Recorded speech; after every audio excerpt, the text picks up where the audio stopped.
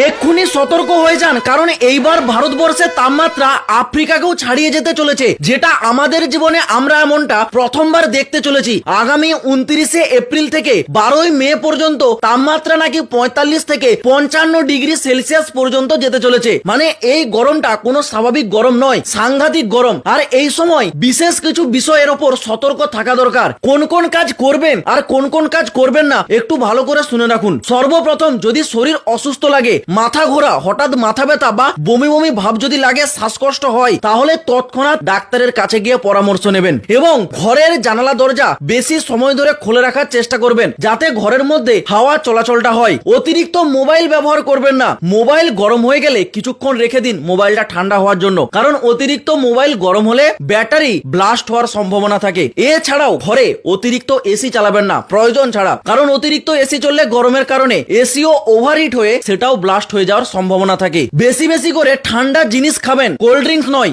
দুধ, লস্যি, ঘোল, এই সমস্ত লেবুর শরবত, এগুলোকে বেশি পান করবেন যাতে শরীর ঠিক থাকে। যারা খোলা আকাশের নিচে কাজ করেন, বিশেষ করে শ্রমিক ভাইরা, কৃষক ভাইরা, 2 থেকে 3 ঘন্টা কাজের পর 30 মিনিট করে রেস্ট নেবেন এবং বেশি বেশি করে জল পান করবেন, এতে কিন্তু শরীরটা ঠিক থাকে। আর বিশেষ একটা জিনিসের উপর গুরুত্ব দেবেন, কারণ এই গরমের সময় সাপ এবং বিছা জাতীয় কিছু প্রাণী তারা ঠান্ডা জায়গা খোঁজে। তারা মানুষের ঘরের মধ্যে ঢুকে পড়ে বা ফাঁকা মাঠের ঘাসের তলায় তারা লুকিয়ে থাকে ঠান্ডা এলাকায়। তো এই সমস্ত জায়গায় একটু সতর্কতা অবলম্বন করবেন। আর বাড়িতে থাকা ছোট ছোট বাচ্চাদের সকাল 10টা থেকে দুপুর 3টে পর্যন্ত বাড়ির বাইরে বেরিয়ে খেলতে দেবেন না, কারণ এই সময় তাপমাত্রা সর্বোচ্চ সীমায় থাকে। তাই সুস্থ থাকুন, সতর্ক থাকুন, আর বেশি বেশি করে গাছ লাগান, যাতে ভবিষ্যৎ প্রজন্মের জীবনটা সুন্দর হয়। আর এই ভিডিওটা কিন্তু সকলকে শেয়ার করে দেবেন, যাতে এই তথ্যটা সকলেই জানতে পারে। এটুকুই বলার ছিল। হরে কৃষ্ণ।